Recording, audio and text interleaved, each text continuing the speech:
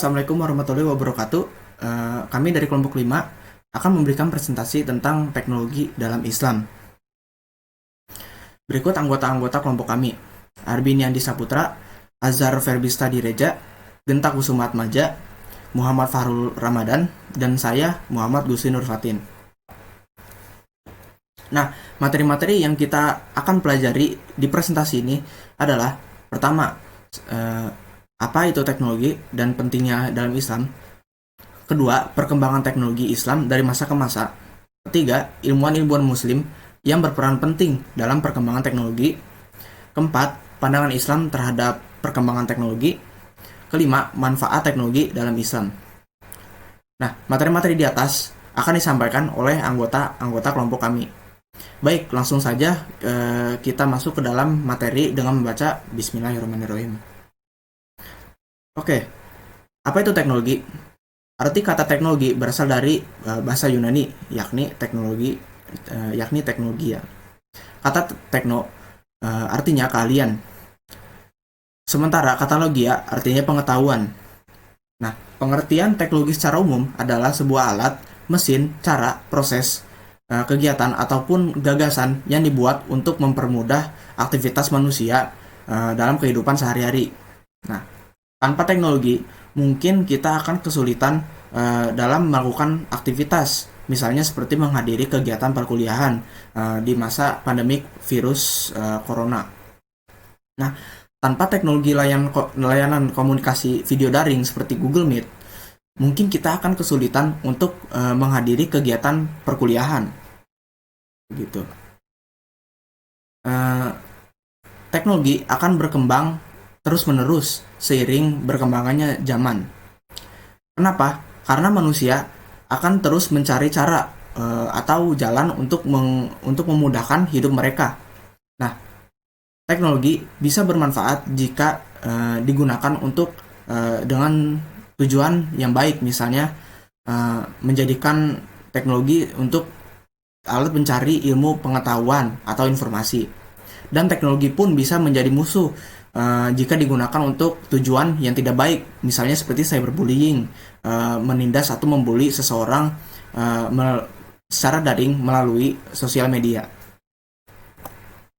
Nah, dalam Islam, manfaat teknologi untuk kemaslahatan manusia telah dijelaskan dalam Al-Quran surat Al-A'la ayat 8. Wa nuyassiruka lil yusra, yang artinya, dan kami akan memberikan kamu taufik ke jalan yang mudah. Nah, pada surat ini dijelaskan bahwa Allah telah memberikan kemudahan untuk memudahkan hidup manusia. Oleh karena itu, teknologi merupakan salah satu bentuk kemudahan yang diberikan oleh Allah Subhanahu wa Ta'ala. Pentingnya teknologi dalam Islam. Teknologi berguna bagi manusia untuk mengenal dan mengagungkan Allah Subhanahu wa Ta'ala. Dengan adanya teknologi, kita akan sadar bahwa kuasa Allah itu sangatlah besar dan kita patut mengimani kuasa tersebut. Islam tidak pernah menuntut agar manusia untuk mematikan akalnya. Nah, karena Islam sangat menghormati akal manusia dan menganjurkannya untuk mengasah kemampuan berpikirnya. Islam sangat mendorong manusia untuk melakukan kajian dan penyelidikan yang senantiasa menjadikan Al-Quran sebagai pedoman ilmu pengetahuan. Nah, demikian karena ilmu yang telah tersandar pada Allah Subhanahu wa Ta'ala yang memberikan asas, nilai, akhlak, dan etika. Apabila kemudian penggunaan ilmu tanpa nilai, etika, dan akhlak, ini akan menyebabkan manusia menjadi lupa diri dan hilang amanah terhadap kebaikan dan kemanfaatan ilmu tersebut. Oke, itu dia materi yang saya dapat sampaikan. Materi selanjutnya akan disampaikan oleh Arbi Niandi Saputra. Terima kasih. Assalamualaikum warahmatullahi wabarakatuh. Nama saya Arbi Niandi Saputra. Saya akan membawakan sebuah materi yang berjudul Perkembangan teknologi Islam dari masa ke masa. Perkembangan teknologi Islam sudah lama ditemukan. Kita ambil contoh pada zaman Nabi Nuh. Nabi Nuh membuat sebuah kapal raksasa yang dimana ia mampu menampung seluruh pengikutnya, bahkan hewan pun dapat ditampungnya. Hal ini menandakan bahwa teknologi di dunia Islam sudah ditemukan sejak dulu kala. Pada tahun 700-an Masehi, ahli geografi Islam dan navigatornya mempelajari sebuah jarum magnet yang mungkin dari orang Cina. Para navigator tersebut adalah para navigator yang pertama kali menggunakan jarum magnet pada sebuah perlayaran. Seiring berjalannya waktu, mereka menemukan sebuah kompas, dan di mana mereka menguasai dalam sebuah pelayarannya. Para navigator Eropa pun sangat bergantung pada jurumudi Muslim dan peralatannya. Menurut Gustav Le Bon, bahwa kompas itu betul-betul ditemukan oleh seorang Muslim dan orang Cina hanya berperan kecil dalam sebuah penemuan kompas. Pada tahun 740 Masehi, berbagai bentuk jam mekanika yang dibuat oleh insinyur-insinyur Muslim Spanyol, dan kemudian pengetahuan ini disebarluaskan olehnya dengan melalui buku-buku mekanika Islam. Pada tahun 990 Masehi, seorang ilmuwan bernama Ibnu Firnas yang berasal dari Spanyol, ia memimpikan bagaimana seorang manusia yang mendapat terbang seperti burung. Lalu ia mulai meneliti gerak aerodinamika, fisika udara, dan anatomi burung serta kelelawar. Pada saat itu, ia menciptakan sebuah alat terbang seperti sayap kelelawar. Lalu ia mencobanya dengan menaiki sebuah menara Masjid Cordoba yang dimana di bawahnya terdapat ribuan orang yang menyaksikannya. Ia berhasil melompat dan melayang sejauh kira-kira 3 km dan mendarat dengan selamat. Ya, saya lanjut. Ilmuwan Muslim Ibnu Sina. Ibnu Sina merupakan seorang ilmuwan Muslim dunia berkontribusi besar di bidang kedokteran. Ibnu Sina lahir di Persia pada tahun 980 Masehi. Beliau telah melakukan penelitian besar yang diabadikan oleh sejarah ilmu kedokteran di dunia. Selain ilmuwan kedokteran, Ibnu Sina juga merupakan seorang filsuf. Pada tahun 1037 Masehi, Ibnu Sina wafat di Hamzan, Persia. Meskipun demikian, karya-karya serta pemikirannya hingga kini masih terus dikembangkan dan dipelajari para ilmuwan dunia.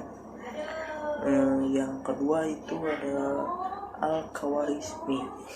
Beliau dikenal sebagai salah satu ilmuwan Muslim yang berkontribusi besar di bidang matematika, geografi, dan astronomi. Karya terbesarnya yaitu konsep aljabar yang sekarang masih menjadi landasan ilmu matematika di dunia. Al-Khawarizmi lahir pada tahun 780 Masehi di Persia dan wafat pada tahun 850 Masehi. Meskipun demikian, berbagai bidang ilmu pengetahuan telah beliau temukan. Salah satunya konsep matematika yang masih digunakan hingga sekarang. Yang ketiga itu ada Ibnu Al-Nafis. Ibnu Al-Nafis adalah seorang ilmuwan Islam di bidang kedokteran yang dikenal di dunia pada abad ke-13 Masehi. Beliau telah mampu merumuskan dasar-dasar sirkulasi jantung, paru-paru, dan kapiler pertama kali di dunia. Berkat jasanya yang sangat luar biasa tersebut, Ibnu Al-Nafis dianugerahi Bapak Fisiologi Sirkulasi. Beliau lahir pada tahun 1210 Masehi di Damaskus dan meninggal pada tahun 1208 Masehi di Mesir. Dan masih banyak lagi Di antaranya yaitu Jabir bin Hayyan. Dia seorang ahli bidang kimia, fisika, farmasi, dan Ibnu Khaldun, seorang sejarawan dan sosiologi Islam yang terkenal di dunia. Satu lagi ada Al-Zahrawi, seorang ahli bidang kedokteran yang mengemukakan ilmu bedah modern dan lain-lain sebagainya. Itu saja materi yang saya sampaikan. Materi selanjutnya akan disampaikan oleh Muhammad Fahrul Ramadan. Silakan. Ya, baik, di sini saya akan menjelaskan tentang topik pandangan Islam terhadap perkembangan teknologi. Jadi, dalam Islam sendiri yang dapat kita ketahui adalah Al-Quran tidak pernah mengekang umatnya untuk maju dan bersikap modern. Justru Islam sangat mendukung kemajuan umatnya untuk melakukan sebuah penelitian dan juga bereksperimen dalam bidang apapun termasuk dalam bidang teknologi. Semua yang ada di langit maupun yang ada di bumi yang penuh misteri ini dapat kita cari tahu kebenarannya dengan melakukan penelitian-penelitian yang dapat kita lakukan. Dengan kita sebagai umat Islam melakukan penelitian tersebut diharapkan dapat membantu kita dalam mencari kemudahan hidup baik di dunia maupun di akhirat dalam bidang apapun termasuk dalam bidang teknologi. Selain banyak memuat tentang pentingnya pengembangan sains, Al-Quran juga dapat dijadikan sebagai inspirasi ilmu dan juga pengembangan wawasan kita untuk dapat berpikir sehingga mampu menciptakan sesuatu yang baru dalam kehidupan kita sehari-hari. Demikian materi yang saya sampaikan dan materi selanjutnya akan dijelaskan oleh Saudara Azhar Ferbista Direja. Sekian dan terima kasih. Manfaat teknologi dalam Islam. Semakin berkembangnya teknologi, semakin majunya teknologi tersebut. Ada beberapa pemanfaatan teknologi di dalam bidang keislaman. Sudah ada pemanfaatan teknologi di bidang keislaman. Beberapa di antaranya adalah digitalisasi kitab klasik sehingga bisa diakses dengan gampang. Lalu ada pula aplikasi pengingat sholat, Al-Quran digital, doa-doa, dan beragam cara penunjang ibadah ubudiyah yang bisa diakses secara praktis melalui perangkat mobile. Media sosial juga telah dimanfaatkan untuk melakukan koordinasi pengajian rutin yang dikenal dengan sebutan One Day One Judge atau ODOJ. Yang harus kita lakukan dengan teknologi digital adalah mengisinya dengan konten-konten yang mengajak kepada kebaikan, memanfaatkannya untuk belajar atau mempererat persaudaraan. Umat Islam sempat unggul dalam memproduksi ilmu pengetahuan. Sayangnya dalam beberapa abad ini kita cukup ketinggalan. Tetapi jika kita menjadikan ilmu pengetahuan dan teknologi sebagai prioritas, tentu permasalahan ini akan cepat terurai. Dan kesimpulan dari presentasi ini adalah tahun ke tahun telah kita lewati.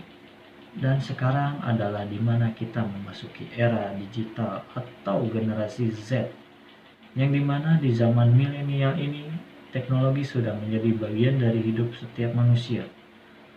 Manusia tidak dapat hidup tanpa teknologi, dan hampir di setiap aktivitas kita pada saat bekerja maupun berpendidikan menggunakan yang namanya teknologi. Seiring cepatnya laju perkembangan teknologi, kita juga harus dengan sigap turut memproduksi atau mengisinya dengan nilai-nilai yang membawa kita ke arah kebaikan. Allah telah memerintahkan kita menjadi khalifah di muka bumi. Keberadaan teknologi harus kita arahkan ke sana. Bukan untuk memperkaya para pembuatnya, tetapi dengan mengorbankan kepentingan masyarakat secara umum. Demikian akhir dari presentasi kami. Semoga presentasi ini bermanfaat. Terima kasih atas perhatiannya. Wassalamualaikum warahmatullahi wabarakatuh.